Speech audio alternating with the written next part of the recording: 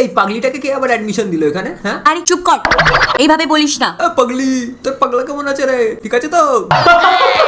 তোকে পাগলি বলবো না ছাগলি বলবো রে? পাগলি বলি। হ্যাঁ, পাগলি তোরে বড় আদরে জড়াই করে প্রীতি চাদরে। আরে চুপ করো, স্যার আসছে। বাসারা এরর পিছন লাগাটা সবাই বন্ধ করো।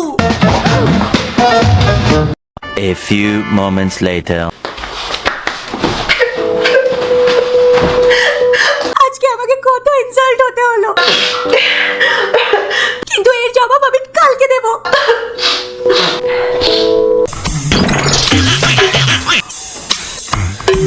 আমাকে বেহেনজি বললো না।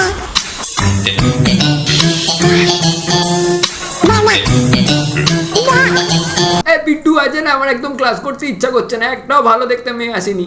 তাহলে চল বাড়ি কি মেয়ে দেখে আসি? হ্যাঁ চল, ঠিক আছে।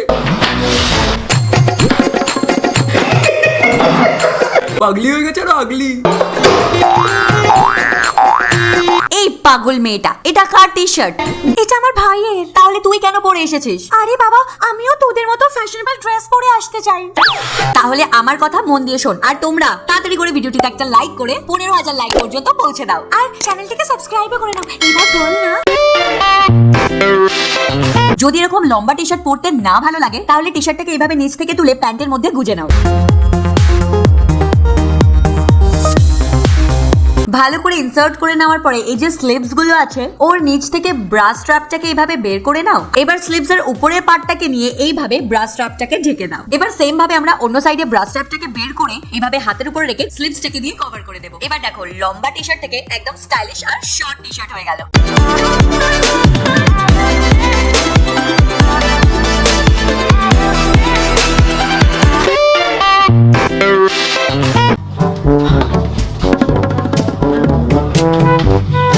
আজকে আমি কি পরে যাব, এই জিন্সটা নাকি হট প্যান্টটা? হ্যাঁ, উপর 10, 20, 30, 40, 50, 60, 70, 80, 90, 100 ফুল জিন্স। ফুল জিন্স আমি পরবো না। তাহলে এই হট প্যান্ট, এটা পরে পরে আমি বোর হয়ে গিয়েছি। হ্যাঁ, মায়ের কাছে যাই।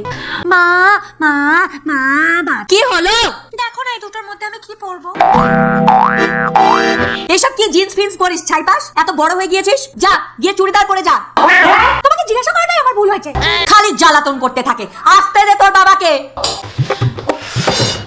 এখন যে আমি কি পরবো, এই হট প্যান্টটাই পরে নি। কি করছিস? আরে দেখ না, সন্ধ্যাবেলা পার্টি আছে, আমি ভাবছিলাম কি আমি এই হট প্যান্টটাই পরে নি। প্লিজ বাবা, এই হট প্যান্ট আর পরিসই না, এটা অনেক পুরানো হয়ে গিয়েছে। তাহলে আমি আর কি পরবো বলতো? আমার কাছে শর্ট স্কার্টও নেই। তাহলে এটাকেই নতুন করে বানিয়ে নে। মানে দেখে নে, তোমরাও কি ওই পুরানো হট প্যান্ট পরে পরে বোর হয়ে গিয়েছো? তাহলে এটা দেখে নাও। প্রথমে তো তোমার পুরানো হট প্যান্টটা নিয়ে নাও, আর তারপর এটাকে উল্টো করে নাও। উল্টো করে নেওয়ার পরে এখানের যে পোরশনটা আছে, এটাকে আমরা কাঁচের সাহায্যে কেটে নেব। কেটে নেওয়ার পরে এই যে সাইডে এক্সট্রা কাপড় আছে না, এটাকেও এইভাবে কেটে নেব। কেটে নেওয়ার পরে এই জায়গাটাতে ভালো করে সেলাই করে নাও, আর সেম ভাবে অন্য সাইডেও করে নাও। সেলাই করে নেওয়ার পরে যে এক্সট্রা কাপড় আছে, ওটাকেও কেটে নাও। দেখো একদম এরকম, কিন্তু হ্যাঁ, দুটো সাইডেই কেটে নেবে। তো নাও, রেডি হয়ে গেছে আমাদের হট প্যান্ট থেকে শর্ট স্কার্ট।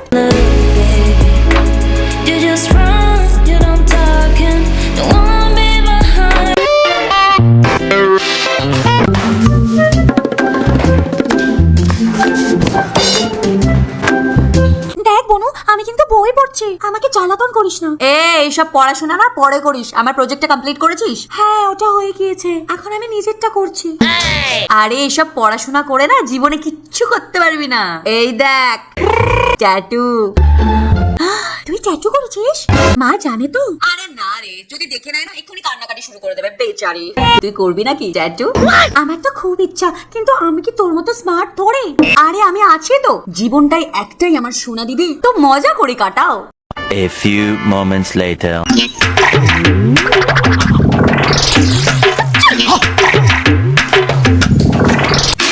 আমাকে লাগছে তো স্মার্ট দেখতে? উফ ভগবান, এই মেয়েটাকে নিয়ে আমি কি যে করব। কেন, এখন কি হলো? ঠিকঠাকই তো দেখতে লাগছে।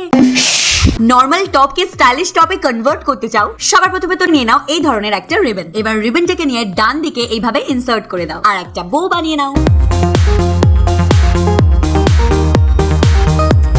আর বাঁ দিকের স্লিভসটাকে এইভাবে ফোল্ড করে নাও। ফোল্ড করে নেওয়ার পরে কোমরের কাছে যে এক্সট্রা কাপড় আছে ওটার ঘাড়টাকে এইভাবে ধরো আর তারপরে ভালো করে মোড়াও আর এইভাবে গুজে নাও। ব্যাস হয়ে গেছে।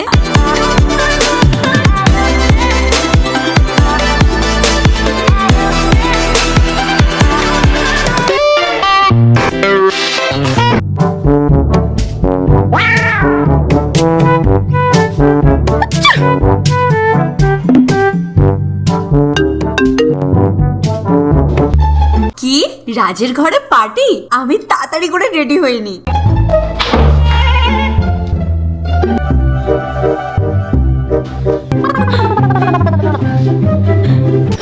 একটাই তো জিন্স ছিল, এটার এমন হাল কে করলো? মধু, এই মধু, কি হলো? চাচাচ্ছিস কেন? এটার এই অবস্থা কে করেছে? আমি কি করে জানবো? আমি কি করে জানবো? এই পুরো ঘরে একমাত্র তুই আছিস যে এইসব কাজ করে বেড়ায়। এটা তুই করেছিস। জীবনে ঘুষি। আরে শুধু শুধু আমার উপরে কেন রেগে যাচ্ছিস? পেয়ে গেছে হ্যাকের খাজনা। পাগল মহিলা। সবার প্রথমে তো তোমার পুরানো জিন্সটাকে নিয়ে নাও। এবারে এখান থেকে একটুখানি কেটে নাও। কেটে নেওয়ার পরে এরকমের একটা কাপড় নিয়ে নাও আর তারপর যেখান থেকে আমরা কেটে নিয়েছিলাম সেই জায়গাটাতে এইভাবে মুড়িয়ে নাও আর কি সেলাই করে নাও ভালো করে। আর সেম ভাবে আর একটা পায়ের নিচেও করে নাও। তো নাও, তৈরি হয়ে গেল আমাদের পুরানো জিন্স থেকে ইউনিক জিন্স। যদি তুমি এই জিন্স পরে বাইরে যাও না তাহলে সবার নজর শুধুমাত্র তোমার ওই জিন্সের দিকেই থাকবে।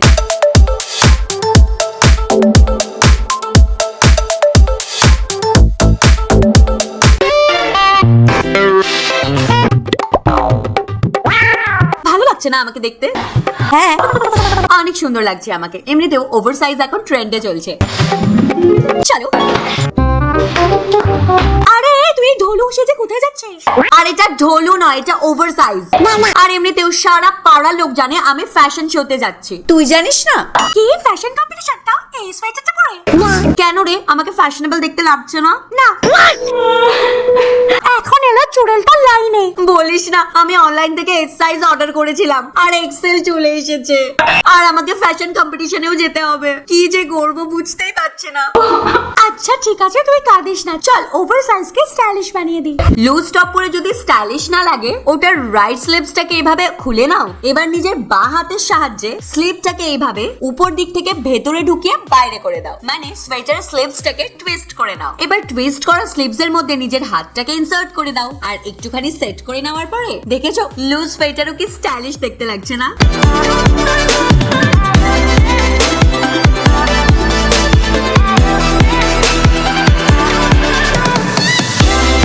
ভিডিও কেমন লাগলো বলো? যদি তোমাদের ঘরে এরকম পুরানো জামা কাপড় থেকে থাকে তাহলে তোমরা এইভাবে রিইউজ করতে পারবে। কিন্তু তার আগে ভিডিওটিতে একটা লাইক করে দাও আর ভালো ভালো কমেন্ট করো আর নিজের বন্ধুদের সাথে শেয়ার করে দাও আর লাস্টে চ্যানেলটিকে সাবস্ক্রাইব করে নাও।